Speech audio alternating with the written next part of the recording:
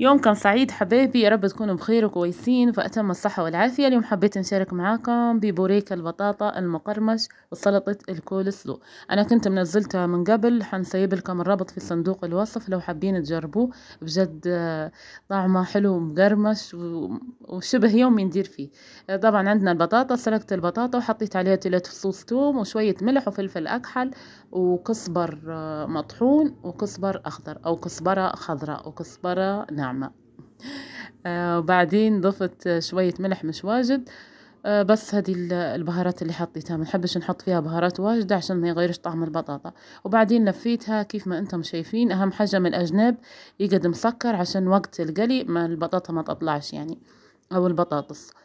اهم حاجة ان الزيت يكون ساخن، ما يكونش يعني دافي، لا يكون ساخن عشان يطيب بسرعة. هيك انتهينا من البوريك وهذا شكله كله. توا حنقليه في الزيت. البطاطا اللي فضلت المهروسة حطيتها في علبة في الثلاجة. ندير بيها مرة تانية او ممكن نستخدمها كسلطة بطاطا، حتى هي تجي حلوة، نوع من المقبلات. اكتر حاجة بصراحة نحبها السلطات. طبعا هنا حنديروا مع بعضنا سلطة الكول سلو، سلطة سريعة وسهلة وما تاخدش معانا وقت ولا مجهود. في الكبة او الخلاط حطيت شوية من الكرنب، غسلته كويس وما قطعتش زي ما هو، يعني حنفرموه فرم ناعم، مش ناعم واجد يعني وسط. ومعانا علبة زبادي ومايونيز وسكر وجزر، يعني حوالي ما يعادل جزرتين مش اكتر. الجزر طبعا كنت بشرته بالمبشرة عادية يعني، بحيث انه يقعد ناعم. حنضيف على الجزر الكرنب اللي درته في الكبة او في ست البيت، نحن نقوله ست البيت لانها فعلا ست البيت، يعني بلاها ما نقدرش بصراحة تنجز بسرعة يعني، حتى في الطماطم في الثوم وحتى في الخضرة سريعة. بعدين ضفت علبة من الزبادي، علبة كاملة. بالنسبة للمايونيز ما يعادل يعني 3 معالق. لو حسيتوها انها يعني تبي اخرى مايونيز ممكن تضيفوا يا معلقة اخرى انا حضفت 3 معالق مايونيز، بعد حسيت ان تبي مايونيز ضفت معلقة واحدة اخرى.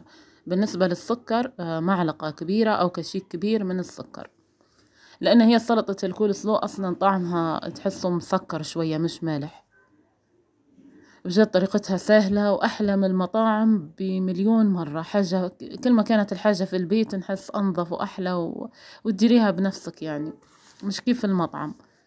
وحتى ممكن تحطوها في علبة في التلاجة، أنا ندير فيها ونخلي فيها في علبة في التلاجة. شفتوا أنا ضفت معلقة واحدة أخرى، معلقة كبيرة من المايونيز. لو حابين مثلا تضيفوا شوية بدل المايونيز مثلا معلقة زبادي كبيرة، ما فيش أي مشكلة. هيكي انتهيت من سلطة الكول سلو، بجد سريعة وسهلة. طبعا درت كمية واجدة عشان نخليها في علبة كيف ما قلت لكم في الثلاجة، وقت ما نبي نحط منها. بجد جا طعمها روعة بصراحة. هيك انتهينا حبايبي من تحضير البوريك المقرمش بالبطاطا وهذا شكله، وهذه سلطة الكول سلو. ان شاء الله الفيديو يكون عجبكم وتجربوه. متنسوش التعليقات واللايك، ومع السلامة.